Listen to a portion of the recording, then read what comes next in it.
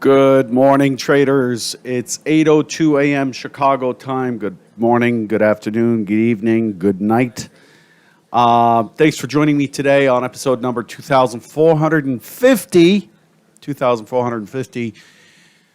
Derivatives trading is not suitable for all investors. Past performance is not necessarily indicative of future results. And today is Monday, the 17th of April. Half of the month of April is already gone and behind us real quick.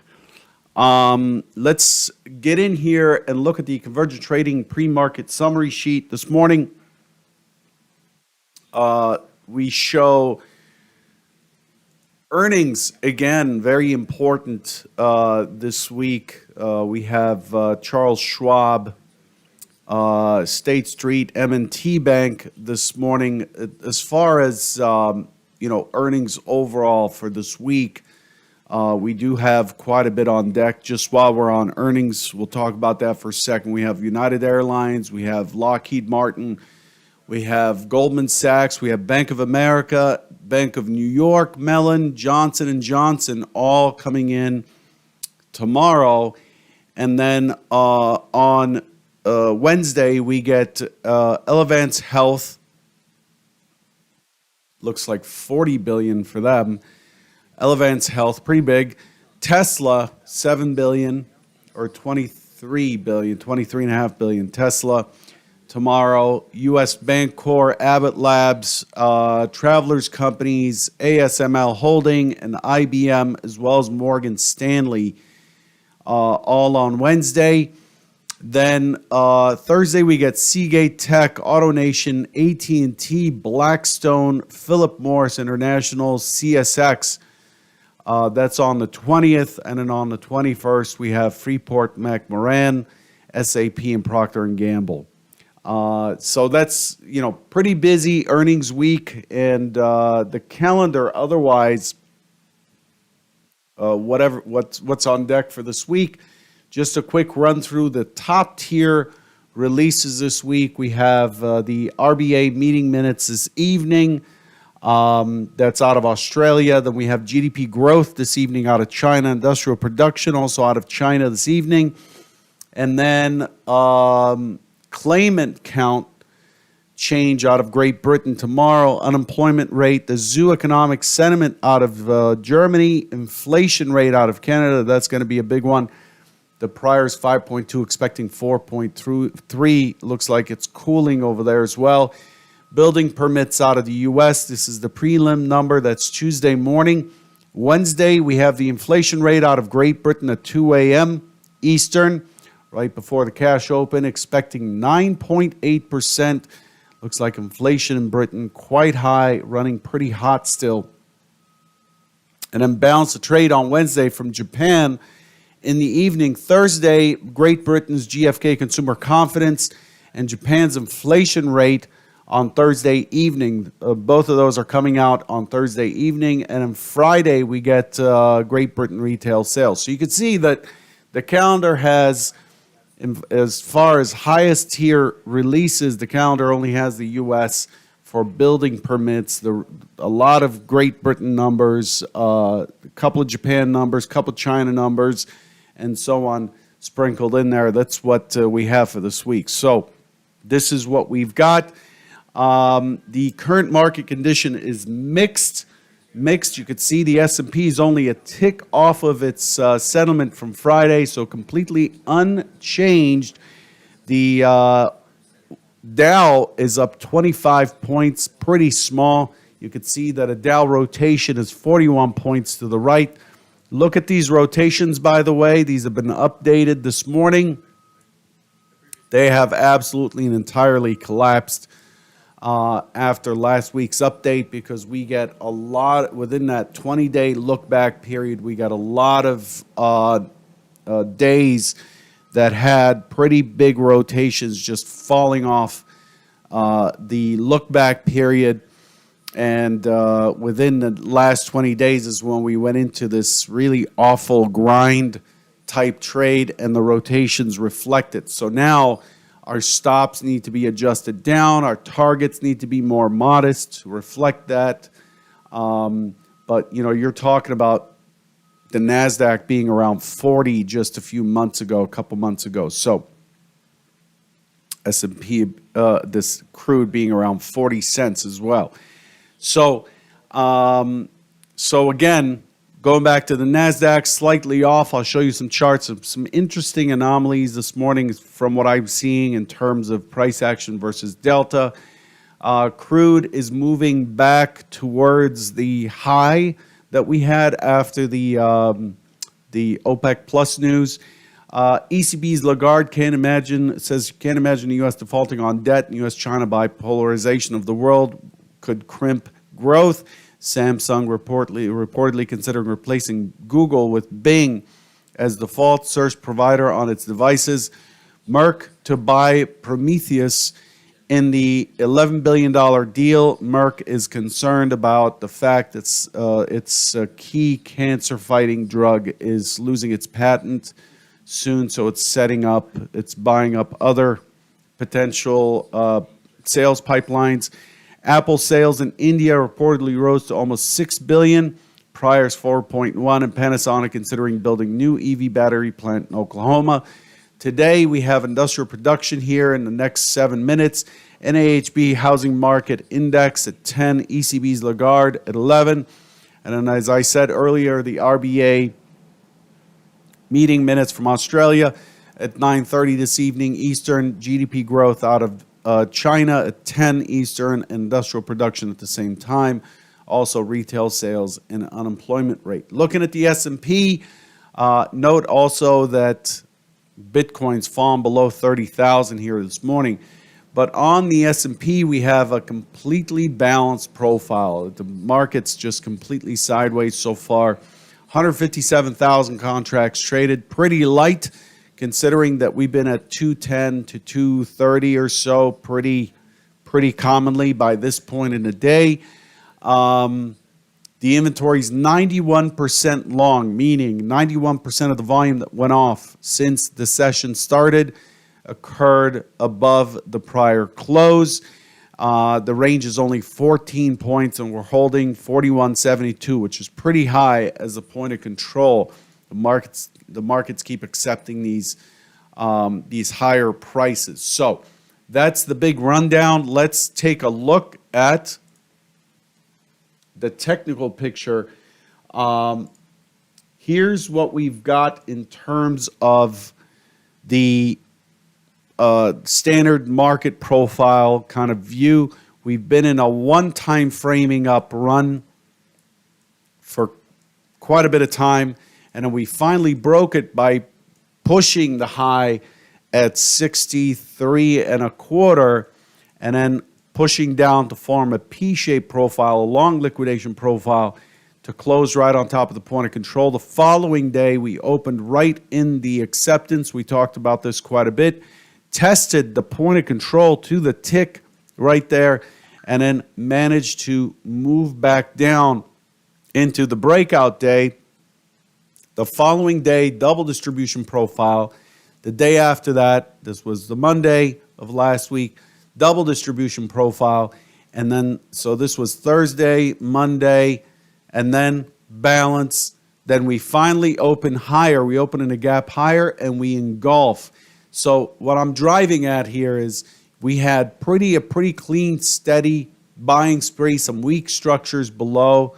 We've got some gaps below, and ended up pushing the 41.63 and a quarter right up here.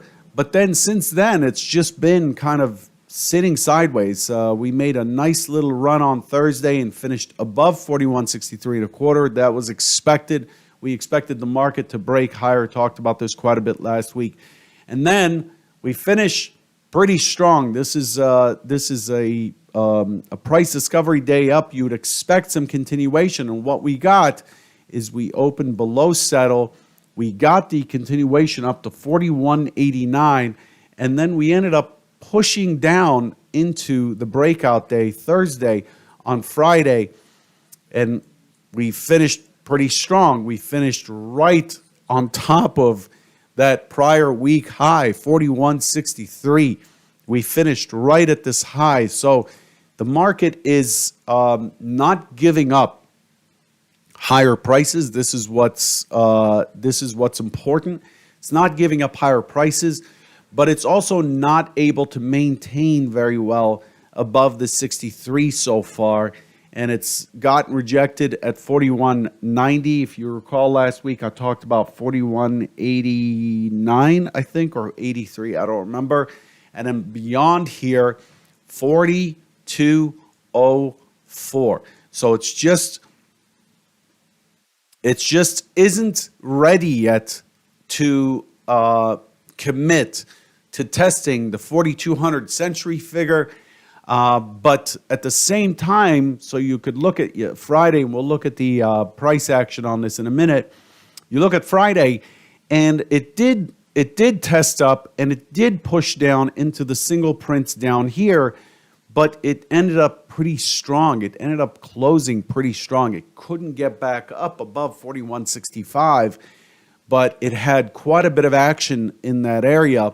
So it didn't really give up that many points to the downside. So even though buyers are not committed to pushing the 4,200, sellers are definitely not committed to push this thing down, to rebalance it all the way down at 40. We talked about this, the 41, 26, 24 area down here.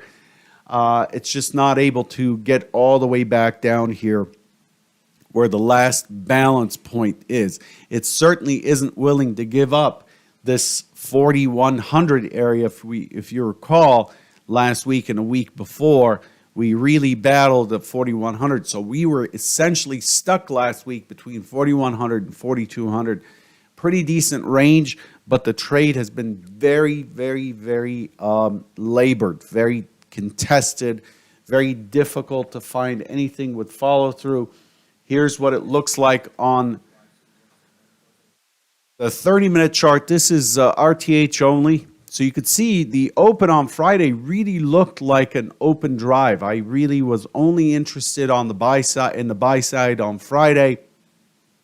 And then when it came back and failed through, it became obvious to me that that it's just this impulse down here was what I was looking to trade off of. For it to push through Thursday's high, to hold above the prior weekly high, and then to impulse down back into Thursday's range and into this 63 quarter right here, it became obvious to me the trade was in this bar right here, looking short, and because there was a multi-distribution profile the day before, I was looking for it to push down into 41.41, and then beyond there, 41.31, and then I think it was 41.21 was the next target down, which could not get. So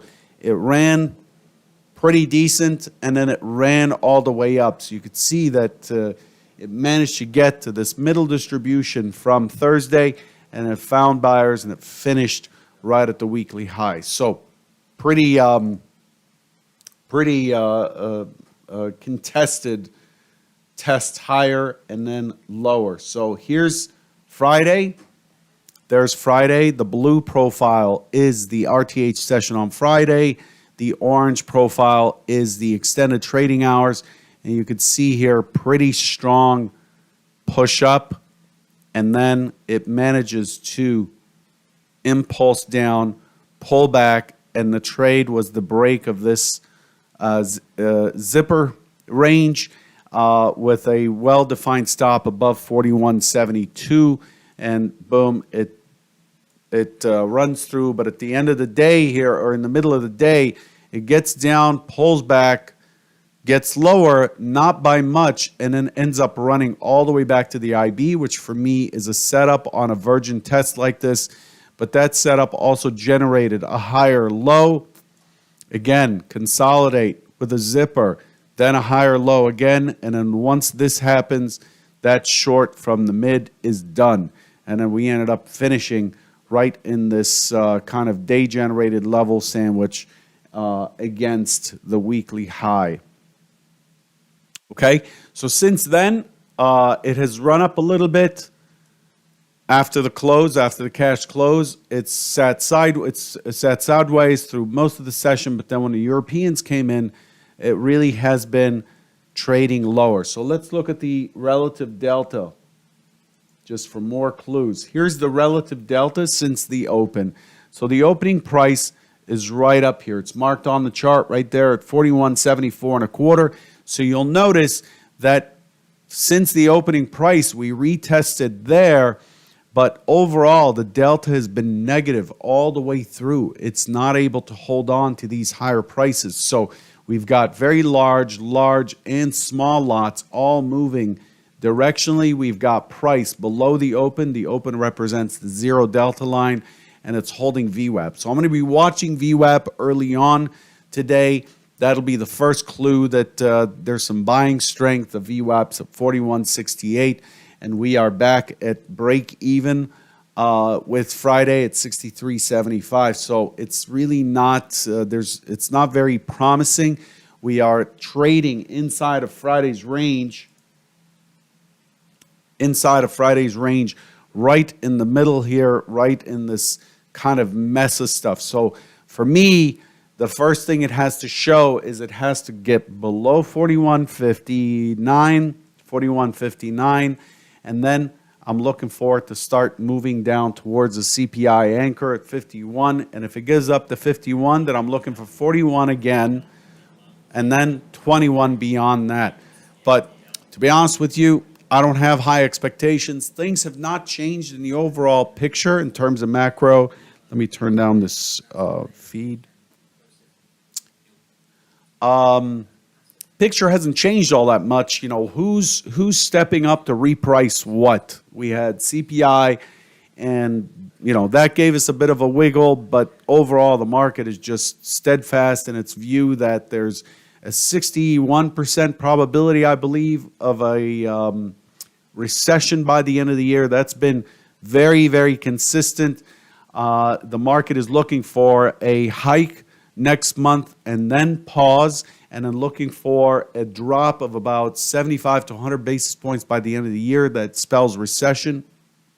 So the bulls have a good case, the bears have a good case, and we are stuck in the middle. We're kind of wedged in between here right now. So this week, expect us to just kind of rinse and repeat this 4,100 to 4,200 level quite a bit. And the only thing that'll impact that is these large earnings coming out. As I said, we've got Bank of America, Tesla, IBM, Morgan Stanley, AT&T, Blackstone. These are all big names, but we'll see if they'll move the market as we jump forward. Let's take a look at where we are in terms of the composite. So this is a composite here that's been built since the last day of March. We ran up, and then we ended up pulling back, bouncing off the 4,100 down here, and then we've run up and we are consolidating. So this whole thing is being represented by this profile. And you can see it's relatively balanced with a magnet of 4133 right here. That's for the S&P. So we've got a little bit of room here to go to the downside. Again, we have to give up 4159, 4141 before we see our way down to 4133. But that's where the balance is. In fact, this whole chunk is really balanced. And we're trading right at the tippy top of the value area of balance. The NASDAQ, however, has been a bit of a mishmash. So what I have not squished it together, but here we'll form the composite together. So now that this day here has traded this day, we'll integrate it, integrate that. Now that we've pushed down into this day, we'll integrate that day as well into the composite, and then start pushing these back to build ourselves what we would like to see as what's happening in this range. What is the true balance of this range? That's why we build these composites. This is Fridays. You can see the same thing. Open, push higher, out of balance with the composite. And then all the way down, didn't quite get to the other side, but it got to the point of control of the composite. I'm going to integrate this as well. And there you have it. There's that 13,080 level again. This, I've been talking about this for quite a bit. 13,080. There's quite a bit of trading going on down there in volume and in TPOs. And this would be the downside. This would be the very likely target as we push lower. The Nasdaq's profile is sharper than the S&P's. The Nasdaq was much more bullish, and now it's a little bit weaker than the S&P over the last week or so.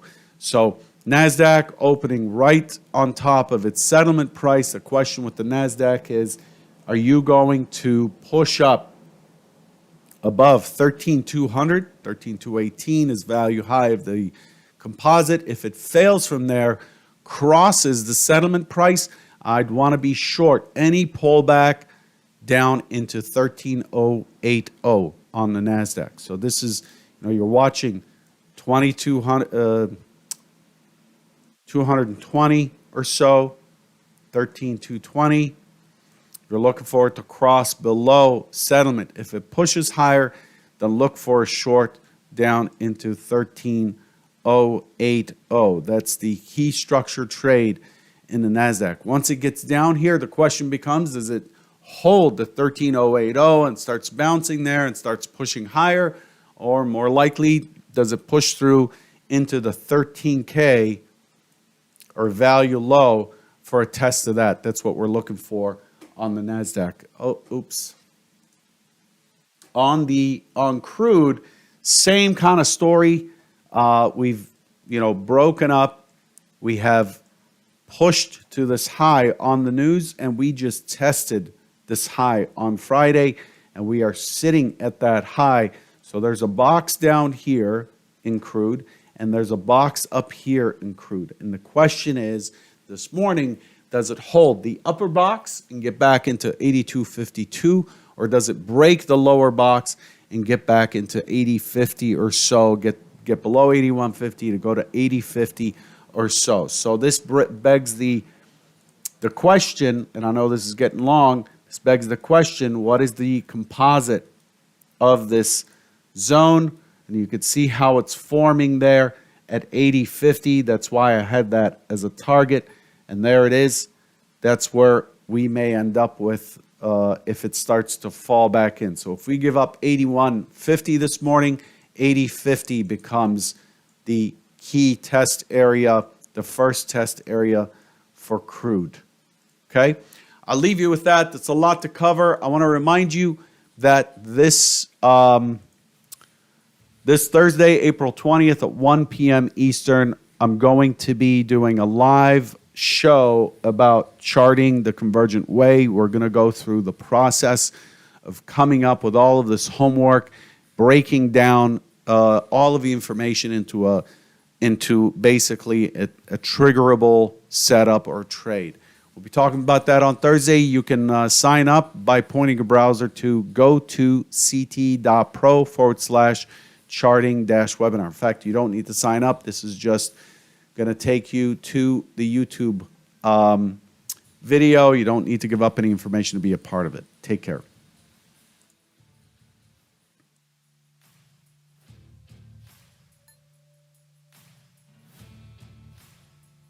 Ticker NCR, November Charlie Romeo, in an 8K filing.